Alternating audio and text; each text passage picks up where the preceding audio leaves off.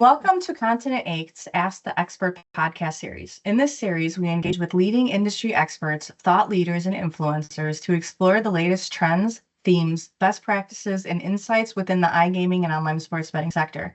Today, I am your host, Jamie Garcia, Project Manager and Account Director at C8 Secure, a Continent 8 technologies company. In today's episode, titled Multi-Factor Authentication in iGaming, a Regulatory Perspective, we'll dive into the latest global regulatory developments surrounding the implementation of MFA across various regulated markets. I'm thrilled to introduce our guest, someone who lives and breathes regulatory compliance. Elena Kvakova, Head of Regulatory Intelligence here at Continent 8 Technologies. Welcome, Elena. Hi, Jamie. Thank you for having me and picking out such a great topic for discussion. It's our pleasure. Before we begin, could you share a bit about your background and your role at Continent 8? Sure thing. My current role is the head of regulatory intelligence at Continent 8. It involves monitoring the constantly shifting regulatory environment, interpreting new developments, and translating that intelligence into actionable insights for our team and the broader organization. I spent the last decade building experience in IT operations and analytics, with the most recent 5 years focused specifically on the gaming industry. Man, that's awesome. Very impressive indeed. Let's start with the basics. Can you provide a quick definition of what MFA is? You bet. According to Cybersecurity and Infrastructure Security Agency, multi-factor authentication is a layered approach to securing physical and logical access, where a system requires a user to present a combination of two or more different authenticating factors in order to verify a user's identity for login. Simply put, instead of just relying on password, MFA requires you to prove that you are actually authorized to log in using two or more different types of verification.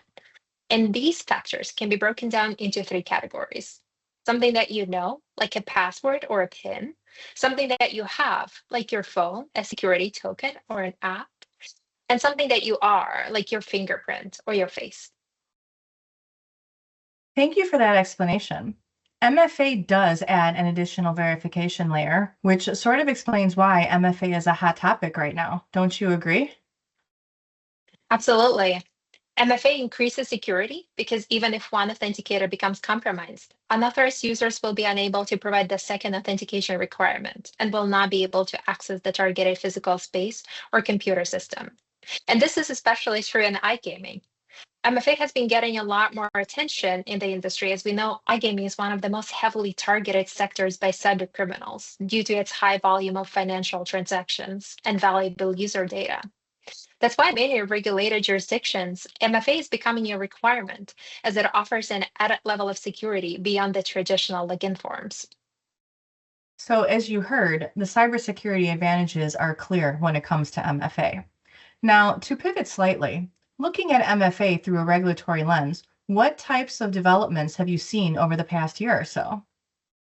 So when we're talking about the US regulated market, after PASPA or the Professional and Amateur Sports Protection Act was repealed in 2018, and most states rushed in to regulate online sports betting and iGaming, majority of the jurisdictions included the language mentioning MFA, either mandating it to be available for players or mandating it when specific events were triggered, like fund withdrawals or password reset attempts.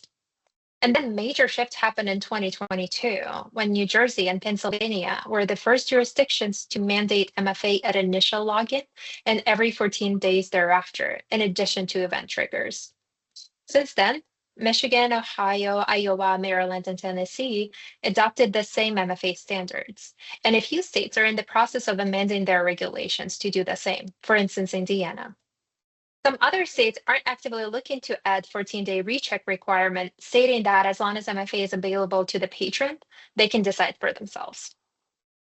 That's a great overview of the US landscape. I like to add that MFA isn't just gaining traction in North America, we're seeing similar momentum globally. Brazil is a great example. Under Ordinance Number 722, MFA is not only required for account access, but also for the sensitive actions like password recovery and suspicious login attempts. What's notable is Brazil's inclusion of biometric verification, such as facial recognition, as a recommended factor, signaling a strong commitment to digital identity protection as the market matures. And I think that's actually a great segue to our next question. How can operators ensure MFA compliance across various regulatory frameworks? That's a great question, Jamie.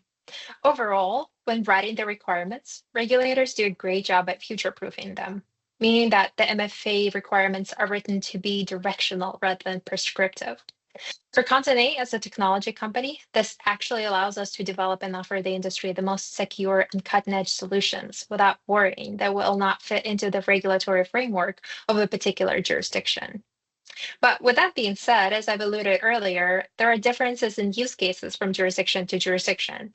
For instance, in one jurisdiction, MFA has to be triggered if there is a new login or login timeout, and no requirement for fund withdrawal. While in other jurisdiction, MFA has to be triggered on every login, in addition to login timeout and wallet withdrawals.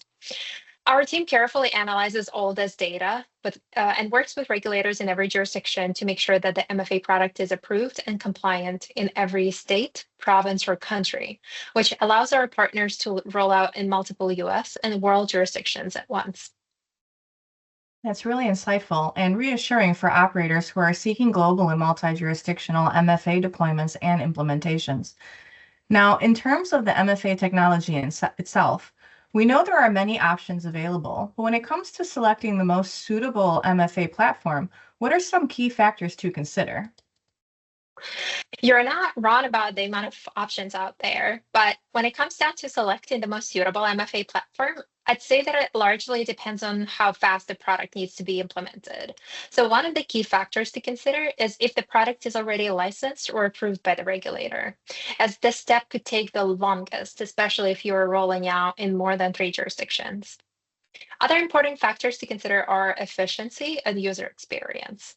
Waiting for that SMS that never comes creates a frustrating UX and increases drop session rates.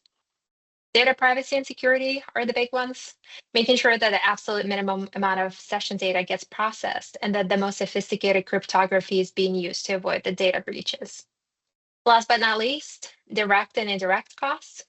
How much does the technology cost, not just in contract value, but also in additional customer support and operations expenses? Well, I understand the frustration of not receiving that text message. So this is certainly a great guide for operators to follow. Thank you. Elena, as we look to close this informative episode, do you have any final thoughts on how you see MFA evolving in the next 12 months? Yeah, I think in today and tomorrow's world where cyber attacks are becoming more frequent and sophisticated, multi-factor authentication will continue to be adopted in the regulated US and worldwide jurisdictions. And for our listeners, if you're seeking guidance on MFA implementation for your organization, please reach out and we'd be happy to support you in your compliance journey. Thank you, Elena, for providing insights into the latest regulatory developments when it comes to MFA. Thank you for hosting, Jamie. You're welcome. Before we wrap up, I'd like to leave our listeners with a few final thoughts. Multi-factor authentication isn't just a checkbox for compliance. It's a cornerstone of trust in the digital age. As the iGaming and online sports betting industries continue to grow, so too does the responsibility to protect players, platforms, and data. What we've heard today makes it clear. Regulators are raising the bar, and operators need to be ready to meet and exceed those expectations. At Continent 8, we see MFA not just as a security measure, but as a strategic enabler. It's about building resilient systems that can scale across jurisdictions, adapt to evolving threats, and deliver seamless user experiences. That's the future we're helping shape. One regulation, one innovation, one partnership at a time. Well, that's all the time that we have for today. Thank you also to our viewers and listeners who joined us for this episode. Should you have any questions or wish to share your thoughts, we encourage you to visit our website, continent8.com, or reach out to us at sales@continent8.com. Please continue to follow our series for more educational content. Until next time.